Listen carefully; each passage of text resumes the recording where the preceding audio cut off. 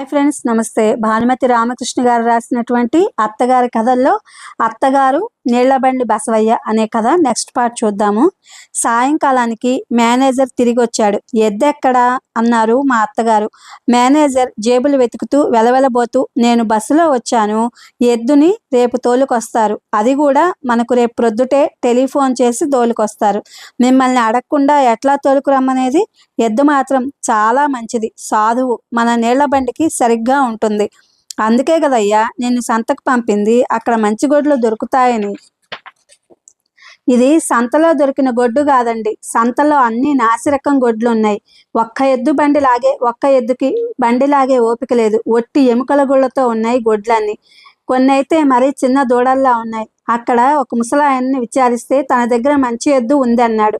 పక్కనే ఉన్న పల్లెటూరులో సరే చూపించమన్నాను. ఎద్దుని చూడక్కర్లేదు, మైసూరు బసవేశ్వరులాగా ఉంటుంది, ఎద్దు అందానికి అందం ఉంది, పరమ సాధువు, ఎంత ఇస్తారు డబ్బు అన్నాడు. 150 రూపాయలు అన్నాను. 300 రూపాయలు ఇస్తే ఇస్తానన్నాడు.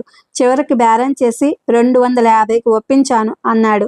మా అత్తగారి రియాక్షన్ కనిపెడుతూ ఆ మాట విన్న మా అత్తగారు తుళ్ళిపడి, 250 నీకేమన్నా మర్చిపోయిందటయ్యా, నీళ్ల బండి లాగే ఎద్దును 250కి కొంటారా ఎవరన్నా?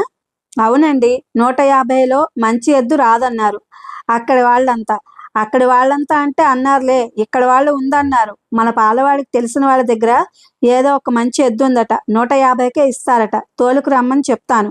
ఆ పల్లవరం ఎద్దు అంత ఖరీదు పెట్టి కొనడం నాకు ఇష్టం లేదు అన్నారు మా అత్తగారు.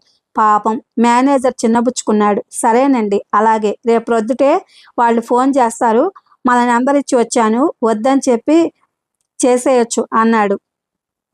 అడ్వాన్స్ ఏమైనా ఇచ్చావా అన్నారు మా అత్తగారు మేనేజర్ని కొరా చూస్తూ. లేదండి, ₹1 ఇచ్చి వచ్చాను శాస్త్రానికి అన్నాడు. ₹1 పోతే పోయింది అన్నారు మా అత్తగారు చప్పరిస్తూ. ప్రొద్దుటే మా అత్తగారు పాలవాడు చెప్పిన ఎద్దు కోసం ఎదురు చూడటం మొదలెట్టారు. పల్లవరం నుండి ఫోన్ వచ్చింది, ఎద్దును తోలుకు రమ్మంటారా అని. నేను ఒక్క క్షణం ఆలోచించి, ఈ రోజు మంచిది కాదు, రేపు ప్రొద్దుటే మళ్ళీ ఒకసారి ఫోన్ చేసి తోలుకు రమ్మనమని చెప్పాను. మా అత్తగారు వినకుండా పాలవాడు చెప్పిన ఎద్దును తోలుకొచ్చారు. ఆ ఎద్దును 5 మంది పట్టుకొచ్చారు. తల నిండా తాళ్ల కట్టి బ్రహ్మాండమైన ఎద్దు, వంకర్లు తిరిగిన పెద్ద కొమ్ములతో తలూపుతూ, పట్టుకున్న వాళ్ళ చేతుల్లో నిలవకుండా చిందులు తొక్కుతూ అంత పెద్ద ఎద్దును చూసిన మా అత్తగారు నిర్ఘాంత పడిపోయారు. అంత పెద్ద ఎద్దు ఎందుకు నీళ్ల బండికి అంటారు అనుకున్నాను, కానీ తక్షణం మా అత్తగారి పెదాల మీద చిరునవ్వు కనిపించింది. ఏదో ఆమెకు ఫ్లాష్ వస్తేనే అటువంటి చిరునవ్వు కనిపిస్తుంది. నన్ను దగ్గరకు రమ్మని సైగ చేశారు. నా చెవిలో చెప్పారు, ఎద్దు గొప్పది, ఇంత పెద్ద ఎద్దును 150 రూపాయలకు దొరకటం చాలా అదృష్టం అనుకోవాలి, ఏమంటావు అన్నారు. నిజమే, అంత తక్కువ ఖరీదుకు దొరికే ఎద్దుగా కనిపించలేదు, కానీ ఎందుకు దొరుకుతుందో, దానిలో ఏ లోపం ఉందో అనే అనుమానం నాకు కలిగింది. అంతమంది మనుషులు దాన్ని పట్టుకోవడం, ఎద్దు ఒక చోట నిలవకుండా తల విరుస్తూ చిందులు తొక్కడం చూస్తే నా అనుమానం ఎక్కువైంది. మా అత్తగారితో చెప్పాను. ఆమె అలక్ష్యంగా చప్పరించి, ఇవన్నీ ఈ ఎద్దుల్ని అమ్మే వాళ్ళ ట్రిక్కులే, నాకు తెలియని అనుకుంటున్నారు వెధవలు, ఎద్దు చాలా గొప్పది అని తెలియజేయడం కోసం అంత హంగామా. దారిని పోయే వాళ్ళు ఎవరినో కాస్త ఎద్దును పట్టుకుని రమ్మనమని ఉంటారు, అంతా నాటకం అన్నారు కాబోలు అనుకున్నాను. ఎద్దును అంతమంది పట్టుకుంటే ఎట్లారా, బండికి కట్టి చూడండి అన్నారు మా అత్తగారు.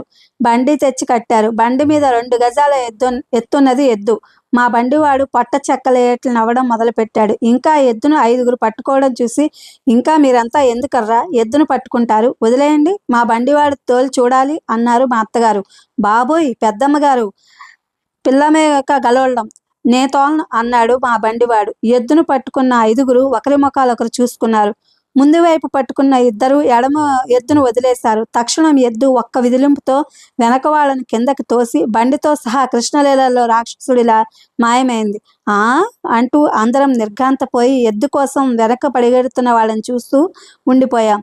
అప్పుడే వచ్చిన మేనేజర్ చెట్టు వెనక నుంచి వచ్చాడు. మెల్లిగా మా అత్తగారు అతని ముఖం చూడలేక అవస్థపడ్డారు. చాలా పోకిరి ఎద్దు, అబ్బా ఎంత పెద్ద ఎద్దండి అన్నాడు హడలెత్తిపోయిన మేనేజర్. మరి ఆ పల్లవరం ఎద్దును తోలుకు రమ్మని చెప్దామా అన్నాను. మరి ఏదో కావాలిగా బండికి, దొంగ వెదవులు, ఏదో మంచి ఎద్దు తెస్తారు కదా అనుకున్నానని సణుక్కుంటూ లోపలికి వెళ్ళిపోయారు.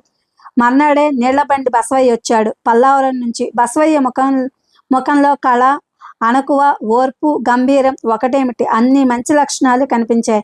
అన్ని సుగుణాలు మూర్తిభవించిన బసవయ్య బండికి సరిపోయాడు.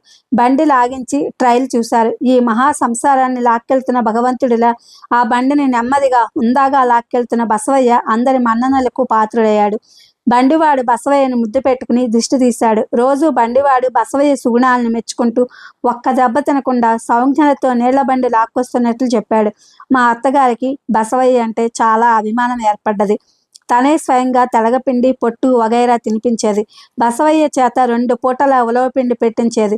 బసవయ్య అన్నీ తాపీగా పుచ్చుకుంటూ బండి కట్టే వేళకు తనంతట తానే వచ్చి బండి దగ్గర నిలబడేవాడు.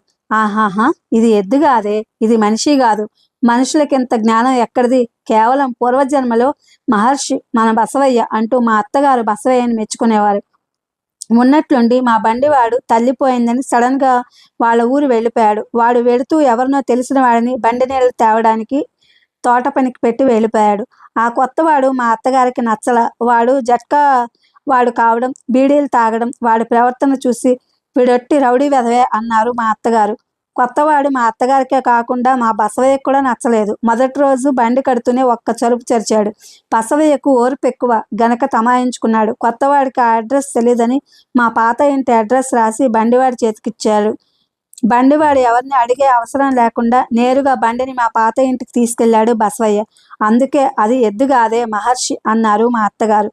వచ్చిన 2వ రోజు నీళ్లకు పోయిన కొత్త బండివాడు సాయంకాలం 4 గంటలైనా రాకపోవడం చూసి, ఏమిటి ఈ కొత్త విధవ బండిని బసవయ్యను ఇంకా తీసుకురాలేదా అంటూ మా అత్తగారు ఆదుర్దా పట్టం మొదలుపెట్టారు.